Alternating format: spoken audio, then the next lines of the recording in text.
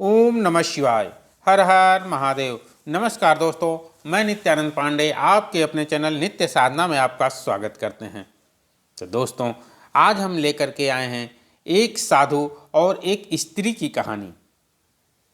दोस्तों, जिस स्त्री के अंदर ये 5 लक्षण होते हैं वह परिवार में घर की लक्ष्मी कहलाती है, लक्ष्मी स्वरूपा होती है।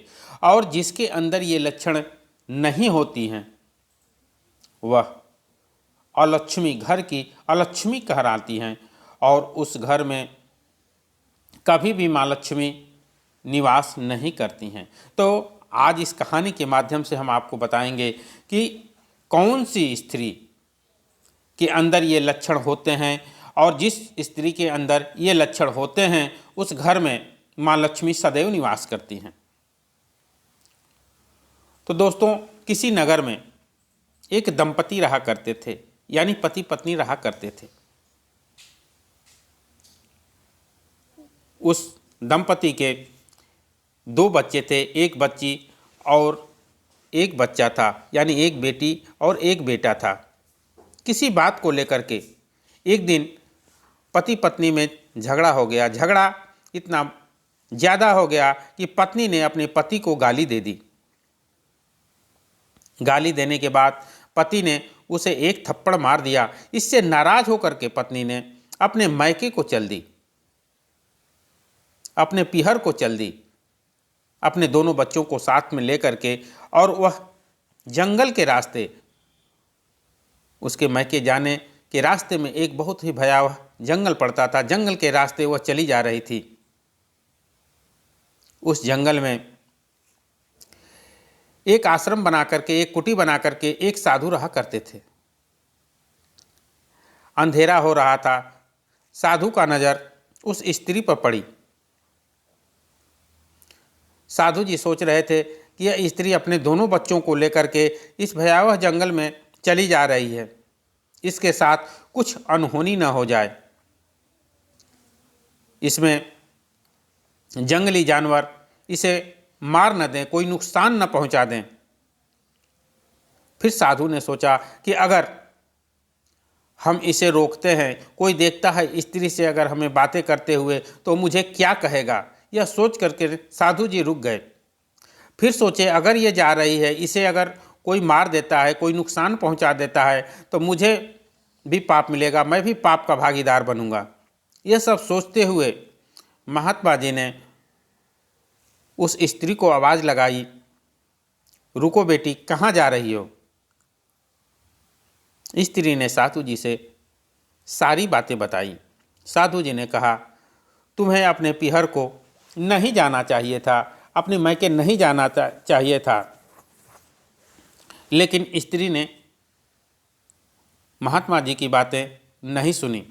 तो इस पर साधु जी ने बोला, ऐसा करो बेटी, अब रात हो गई है, तुम आज के दिन हमारे आश्रम पर रुक जाओ और कल अपने मायके चले जाना। इस पर स्त्री मान गई, अपने दोनों बच्चों के साथ आश्रम पर रुक गई। उस महात्मा जी ने उसको और बच्चों को खाना बनाया। खाना बना करके खिलाया और खिलाने के बाद में कहा, बेटी तुम आश्रम के अंदर अपने बच्चों के साथ सो जाओ और मैं बाहर सो जाता हूँ। आश्रम के बाहर महात्मा जी सो गए। रात में बहुत मच्छरें भी लग रही थीं, मच्छरें भी काटी। साधु जी किसी न किसी तरह से रात बिताई। सुबह होने पर उस स्त्री ने साधु जी से आज्ञा लेकर के और अपने मायके के लिए चल दी। जब स्त्री अपने मायके पहुंची, अपने पिताजी से मिली, अपनी माताजी से मिली। पिता ने पूछा, तुम अकेले आई हो, हमारे दामाद क्यों नहीं आए हैं? तुम्हें छोड़ने के लिए हमारे दामाद जी नहीं दिख रहे हैं। इस पर उस स्त्री ने अपने पिताजी से सारी बातें बताई, सारी बात बताई, लेकिन उसने जो गालियां दी थी इस चीज़ को छुपा ली और अपने पिताजी से गाली की बात नहीं बताई। उसके बाद इधर यानी उस स्त्री के सास ससुर, उसके पति के पिता और माता ने पूछा, बेटा बहू नहीं दिख रही है, बहू कहाँ है?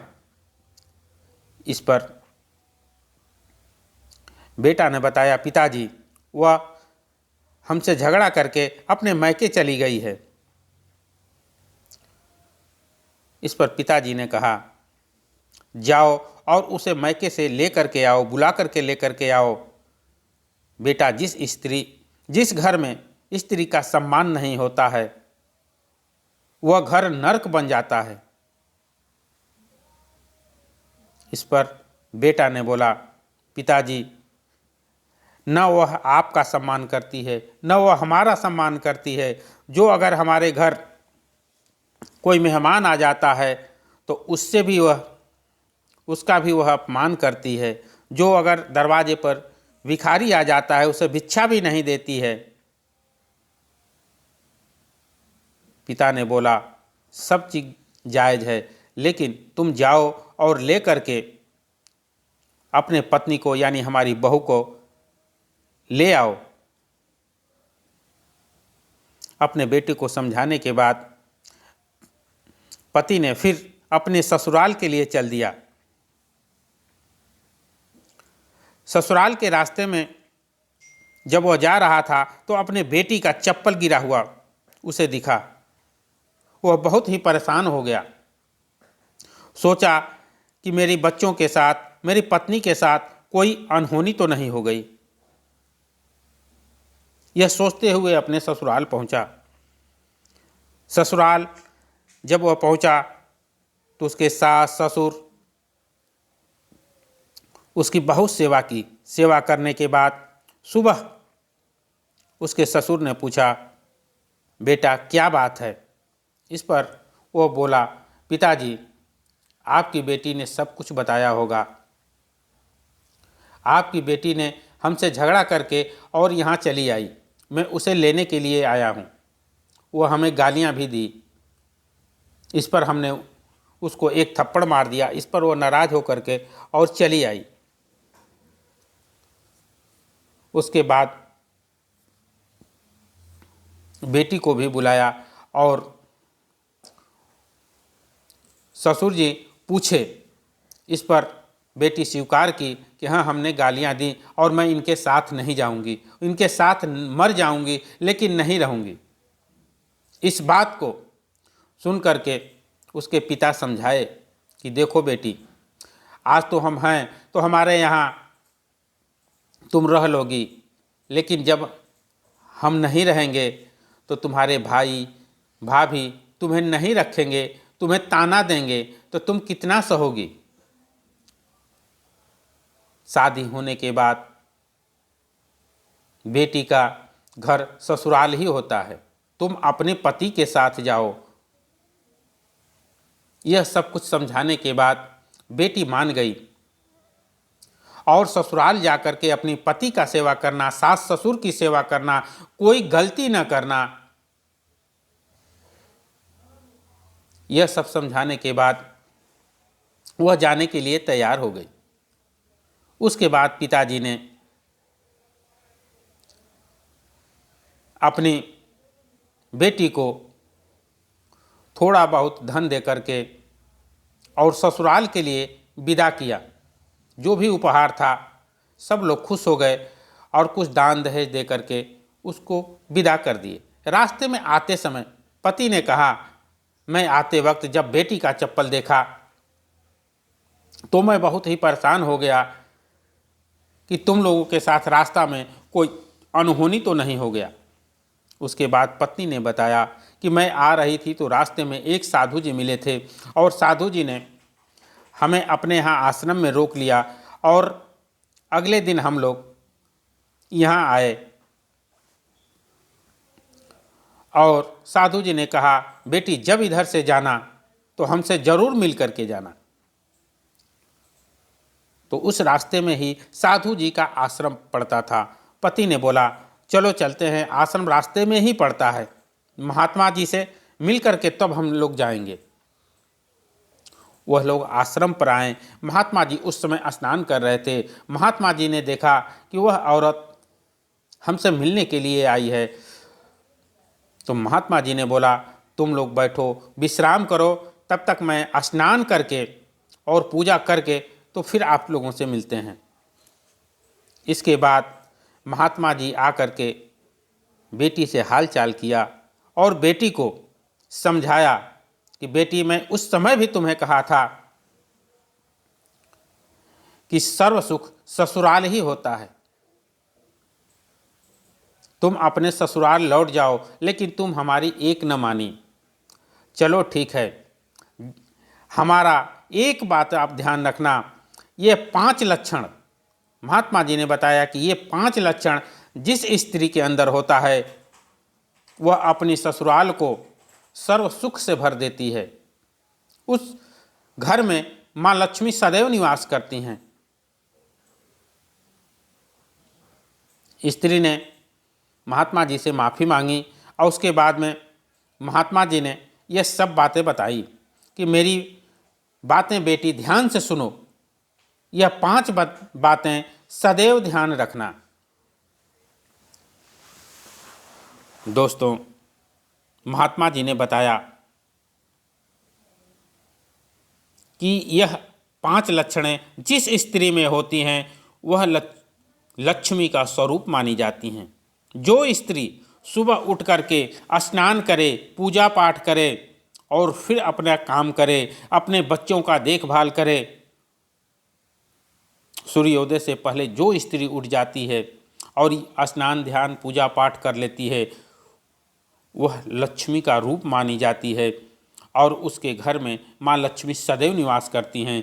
और जो स्त्री यह कार्य नहीं करती है उसके घर में कभी भी माँ लक्ष्मी निवास नहीं करती हैं।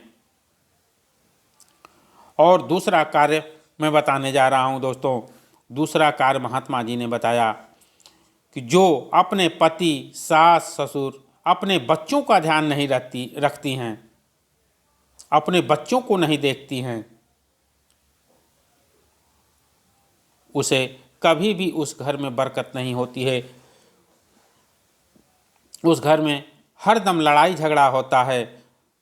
और जो स्त्री अपने सास ससुर की सेवा करती है, अपने बड़ों का सम्मान करती है, अपने बच्चों का ध्यान देती है, पति को देखती है, उस घर में माँ लक्ष्मी सदैव निवास करती हैं और वह लक्ष्मी स्वरूपा कहलाती है। तीसरा चीज़ महात्मा जी ने बताया, अपने पति को कभी भी गाली मत देना, सास ससुर को अपशब्द मत कहना, अपने बड़ों का सम्मान करना, छोटों को भी अपशब्द नहीं बोलना चाहिए। इस चीज़ का जो स्त्री ध्यान देती है और अपने अंदर यह गुण, जिस स्त्री के अंदर यह गुण होता है, वह लक्ष्मी का रूप मानी जाती हैं। चौथा चीज़ें उस महात्मा जी ने बताया, चौथी चीज़ें, जिस स्त्री के अंदर कोई भी अतिथि अगर घर पर आ जाता है उसका सम्मान करती है, अगर कोई भिखारी द्वार पर आ जाता है उसे भीख देती है, वह लक्ष्मी का स्वरूप मानी जाती है। ये लक्षण जिस स्त्री के अंदर होता है वह लक्ष्मी स्वरूपा कहलाती है। और अंतिम और 5वीं बात उस महात्मा जी ने बताया कि जो स्त्री सुबह जल्दी उठ जाती है, घर में झाड़ू लगाती है, घर का बर्तन साफ करती है, वह लक्ष्मी का स्वरूप कहलाती है। जो स्त्री देर तक सोती हो, घर में सफाई नहीं करती हो, बच्चों का कपड़े साफ न करती हो, घर का सामान इधर उधर बिखरा छोड़ देती हो, वह स्त्री लक्ष्मी का स्वरूप नहीं कहलाती है, वह अलक्ष्मी होती हैं और ऐसे घर में माँ लक्ष्मी कभी भी निवास नहीं करती हैं। दोस्तों, यह 5 बातें उस महात्मा जी ने उस बेटी को बताया कि यह अगर 5 बातें तुम हमारी बात मान लेती हो, अपने अंदर ग्रहण कर लेती हो, तो तुम्हारा ससुराल स्वर्ग बन जाएगा और तुम लक्ष्मी स्वरूपा कहलाओगी, तुम सदैव लक्ष्मी का रूप मानी जाओगी। उसके बाद दोस्तों यह बातें सुनने के बाद वह स्त्री महात्मा जी से चरण स्पर्श करती है, आज्ञा लेती है और आज्ञा लेने के बाद अपने ससुराल चली जाती है। तो दोस्तों अगर जो यह 5 बातें जिस स्त्री के अंदर रहती है, ये लक्षण 5 लक्षण जो स्त्री के पास रहती है वह लक्ष्मी का स्वरूप कहलाती है। तो दोस्तों यह कहानी कैसी लगी, मिलते हैं कुछ ऐसी ही ज्ञानवर्धक वीडियो के साथ। धन्यवाद। अगर आपको वीडियो अच्छी लगती है तो कमेंट बॉक्स में ज़रूर बताइएगा, चैनल को सब्सक्राइब करिएगा। धन्यवाद।